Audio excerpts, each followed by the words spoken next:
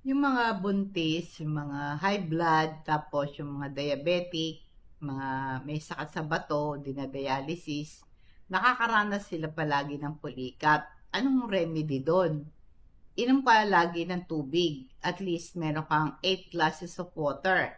Kasi yung kasing tubig, pag kulang ang katawan mo ng tubig, nagkukos ito ng dryness, panunuyo, kaya pinupulikat ka. Kaya dapat lagi kang may dalang bottled water, lagok-lagok ka lang, para i-maintain mo yung tubig mo sa katawan. Kasi tulad na sabi ko po, pag wala kang enough fluid sa katawan, it leads to cramps.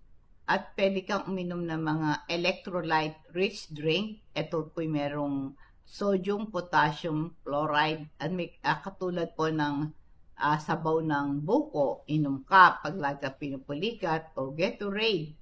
Inom mo yan, ito po yung mga electrolyte-rich drink, maganda po to sa mga pinupulikat. Kain ka lagi ng saging, bawa isang saging sa umaga, isang saging sa hapunan. Mayaman to sa potassium, importanteng electrolyte yan.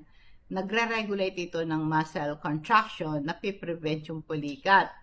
Ganun din yung orange, ito'y good source ng potassium at vitamin C. Antioxidant, nakaka-reduce ito ng inflammation na nagko-contribute sa pulikat. Magkakain ka ng melon, mga pakwan, cantaloupe, honeydew. Ito po'y magandang source ng potassium at magnesium at vitamin B6. Ito pong magnesium, ito'y nakaka-relax ng muscle, at ang vitamin B6, nagko-convert yung food into energy na piprevent yung pulikat.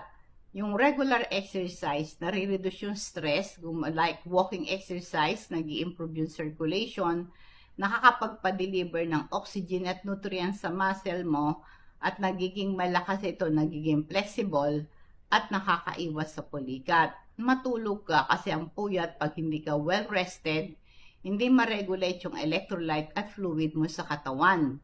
Kaya, tsaka one thing, pag nakakatulog ka, nare-reduce yung stress. Pag na-stress ka, natitrigger yung pulikat mo.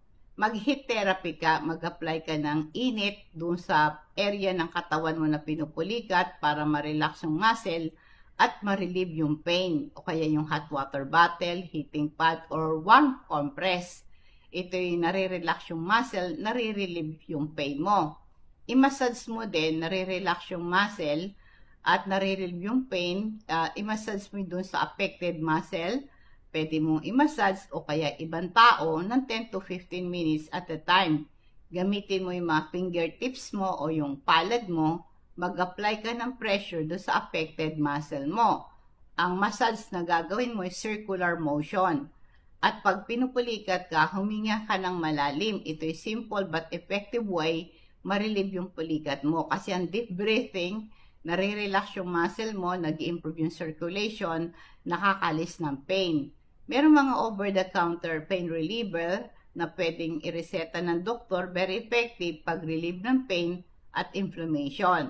Ang ginger tea, mag-inom ka ng salabat, nakaka-relieve ito ng pulikat, at saka natural remedy yan. Itong ginger tea natin, meron siyang anti-inflammatory, pain-relieving properties, nare-relax yung muscle, nag-i-improve yung circulation, at nakakatulong po ito mawala ang pulikat mo. Kaya ito pong mga gulay